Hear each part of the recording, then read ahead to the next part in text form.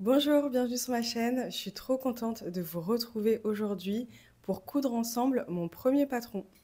Donc ce premier patron, il est 100% gratuit. Je te mets le lien en barre d'infos si tu souhaites le recevoir. Il suffit de t'inscrire à ma newsletter et tu le recevras dans ta boîte mail. Pour toutes celles qui m'ont déjà soutenue et qui se sont inscrites à ma newsletter, normalement vous l'avez déjà reçu. Donc n'hésitez pas à aller voir dans votre boîte mail. Pour mon premier patron, j'ai décidé de me concentrer sur une blouse assez simple et très facile à coudre. Donc si tu es débutante, n'hésite pas à te lancer dans l'aventure. Cette blouse, je l'ai appelée Hibiscus et elle est disponible en 3 versions. Donc la première version, c'est celle que l'on va coudre aujourd'hui, donc c'est un top sans manches. Pour la deuxième version, j'ai ajouté les manches et la troisième version dispose d'une ouverture sur le devant et d'un bracelet de manches, ce qui permet d'ajouter de jolies fronces au niveau des poignets. Au niveau du style, j'ai préféré garder cette blouse assez minimaliste afin que chacune puisse se la réapproprier. Pour la gamme de taille, j'ai essayé de faire de mon mieux et cette blouse est disponible dès aujourd'hui de la taille 34 à 44 et dès la semaine prochaine, je m'occupe de la gradation de la taille 44 à 54. Donc pour les autres versions, je vais vous spoiler un petit peu ce que je vais faire et vous partager quelques idées de tissus. Donc déjà pour le top que je porte, c'est un top que j'ai cousu en taille 34 et dans un lin viscose que j'ai acheté chez Dreyfus. Voici pour la matière, c'est une matière très douce qui est quand même facile à travailler. Il faut quand même faire attention parce que le lin, ça peut être assez traître. C'est facile, mais il y a plus facile et je vais vous montrer ça. Si tu veux coudre la blouse hibiscus dans une matière très facile à coudre, je te recommande davantage une popeline de coton. Comme petit exemple, j'en ai un juste là.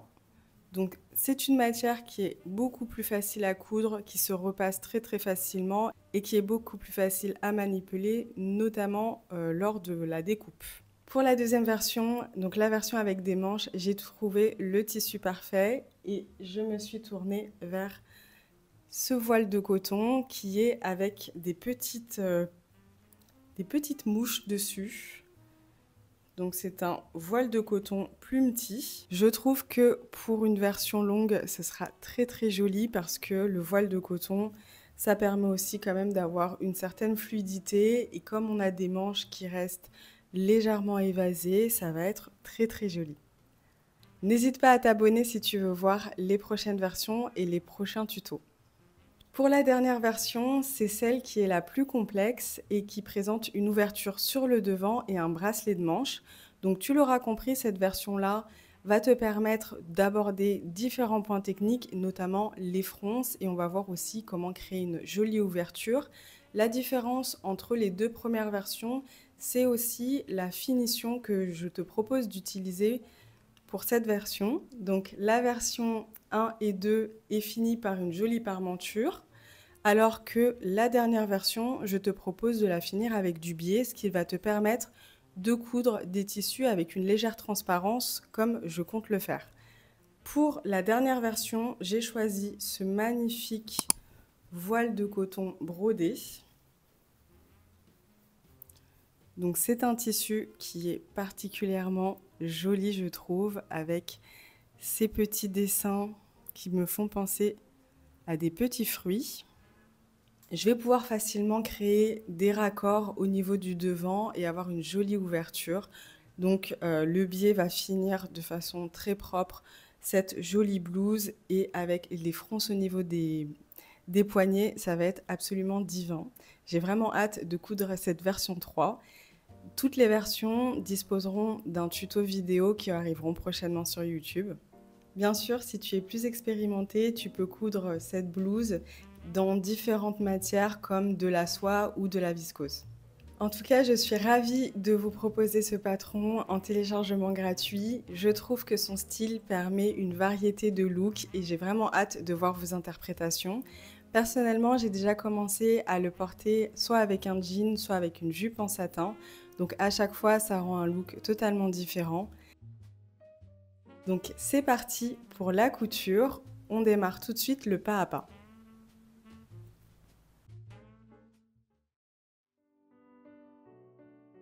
Donc pour démarrer, tu places le dos et le devant endroit contre endroit et tu épingles les épaules.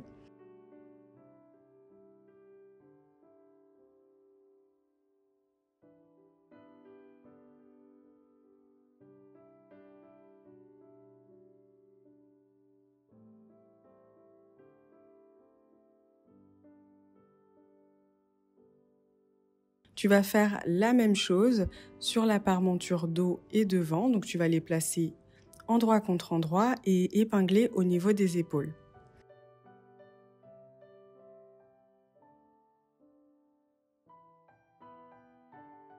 Maintenant que c'est fait, tu vas pouvoir passer à la machine à coudre afin d'assembler les épaules de ces deux pièces. J'utilise un point droit et une piqueuse plate classique.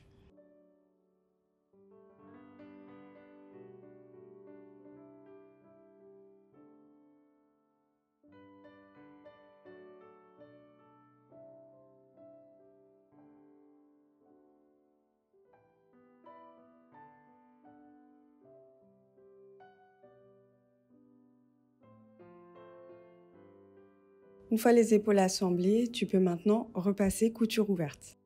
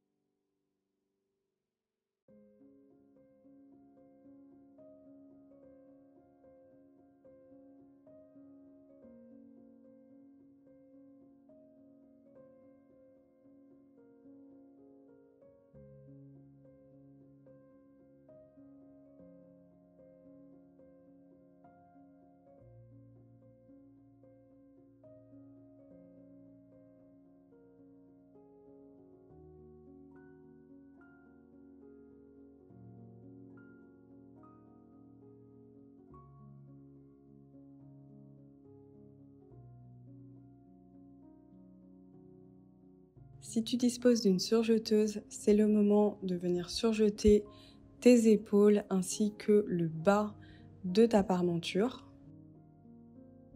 Si tu n'as pas de surjeteuse, tu peux tout simplement utiliser le point zigzag de ta machine à coudre.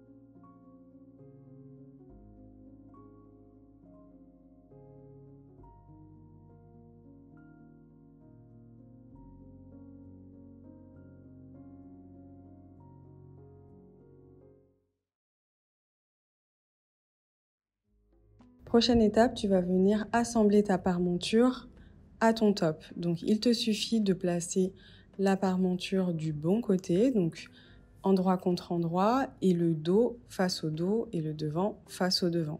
Épingle tout autour en respectant bien les coutures d'épaule, puis pique à 1 cm.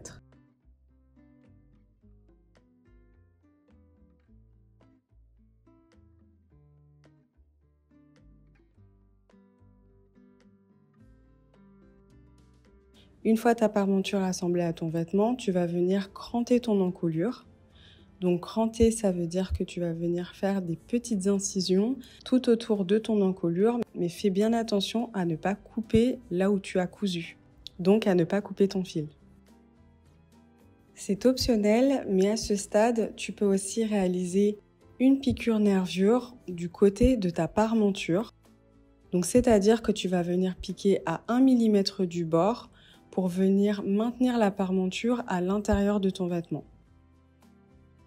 Maintenant que tu as assemblé ta parementure, qu'elle est bien repassée et éventuellement que tu as fait une couture nervure pour retenir la parementure à l'intérieur de ton vêtement, tu vas pouvoir la maintenir en venant la fixer au niveau des épaules. Pour cela, tu dois simplement piquer au niveau du sillon en faisant bien attention de maintenir le tissu principal et la parementure. La parementure faisant environ 5 cm, je te recommande de piquer de ton encolure jusqu'en bas en mesurant 5 cm.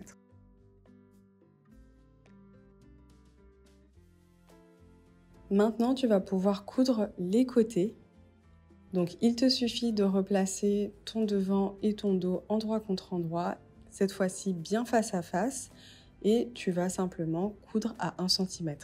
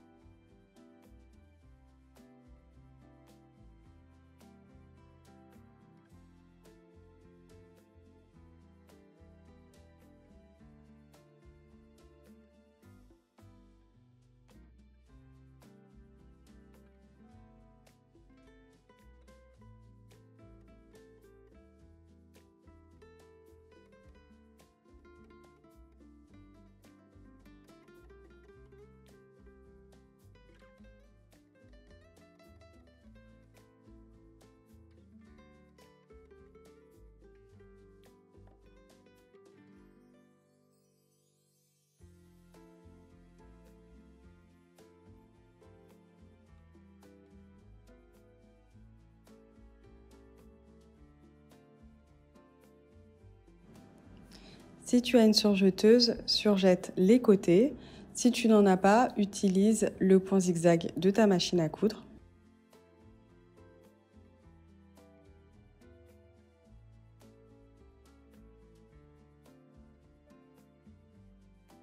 Pour celles qui utilisent un surjet, je te montre comment finir ton surjet. Donc tu vas simplement utiliser une grosse aiguille, faire entrer le fil dans l'aiguille et ensuite le repasser dans ta couture comme sur l'exemple que je te montre à l'écran.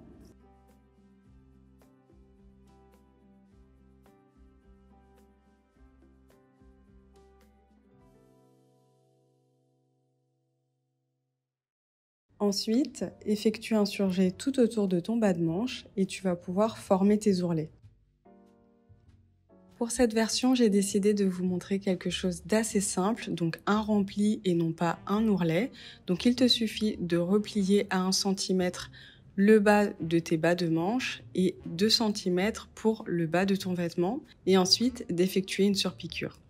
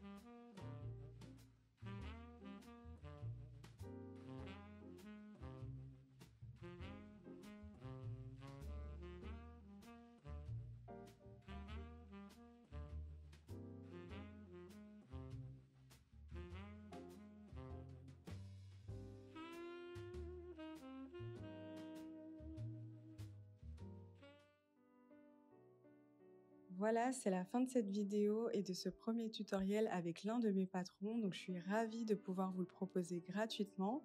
Si tu veux le télécharger, inscris-toi à ma newsletter et tu le recevras dans ta boîte mail. Je te mets le lien en barre d'infos. Si cette vidéo t'a plu, n'hésite pas à la liker, à la partager et aussi à t'abonner pour plus d'astuces couture. Je te souhaite une belle journée, une bonne soirée et à bientôt!